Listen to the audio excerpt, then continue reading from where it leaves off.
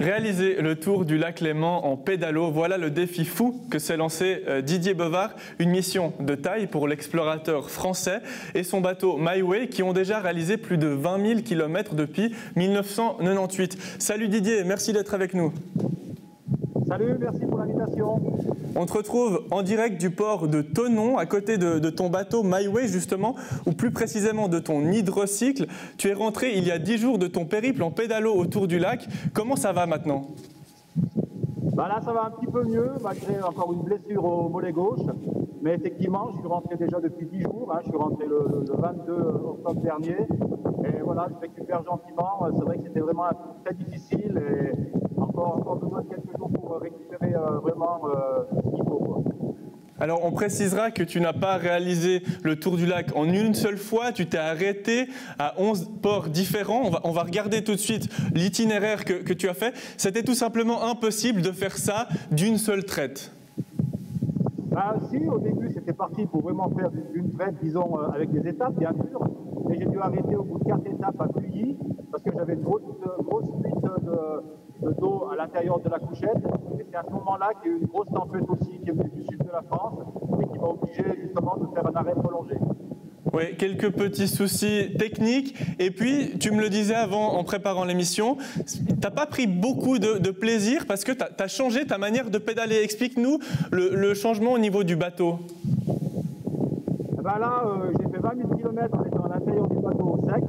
Et l'idée que j'ai eue en 2001, quand je traversais la mer des Caraïbes, c'était justement de refaire l'Atlantique, mais en étant sous le bateau pour voir tout ce qui se passait autour de moi. Parce qu'en ayant fait 2 fois l'Atlantique, je savais très bien qu'il y avait beaucoup de poissons qui allaient me suivre. Et là, c'était vraiment l'idée. Et les années ont passé. Je suis parti entre-temps au Groenland en 2012 et 2016. Et là, je suis revenu avec ce projet en tête. Et je me suis dit, il faut absolument que j'essaye, en tout cas sur le lac. Et voilà, donc je suis en immersion complète. J'ai juste la tête qui sort de l'eau. Et autrement, le siège et le pédalier sont dans l'eau. Qu'est-ce que ça change physiquement? C'est beaucoup plus dur, n'est-ce pas? Là, d'après une étude italienne qui ont inventé justement ce vélo justement dans les piscines pour faire des exercices dans l'eau, c'est 12 fois supérieur à un vélo traditionnel. Ce qui fait que, par exemple, des étapes comme Nyon jusqu'à la Nautique à Genève, qui fait 20 km, c'est comme si j'avais fait x12, 240 km. Oui, effectivement. Très éprouvant donc physiquement.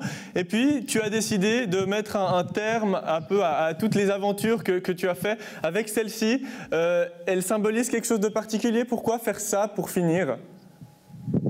Disons que moi, le grand projet, c'était aussi, comme je disais tout à l'heure, faire l'Atlantique. Mais malheureusement, je suis plus fatigué de faire des recherches de sponsors que de pédaler. Donc là, vu mon âge, j'ai quand même 57 ans. Voilà, donc je me suis dit, restons sur une bonne note. Mais par contre, le My Way, donc c'est une coque exceptionnelle qui a été construite à Morges, au chantier Morero, Raymond Morero. Il a fait même plus que moi, puisqu'au Groenland, je l'ai perdu en mer et 11 mois plus tard, on l'a retrouvé tout seul en Islande. Donc c'est un bateau extraordinaire, donc j'avais voulu faire un bateau solaire, mais pour ça il faut encore du sponsoring et peut-être une école d'ingénieurs derrière.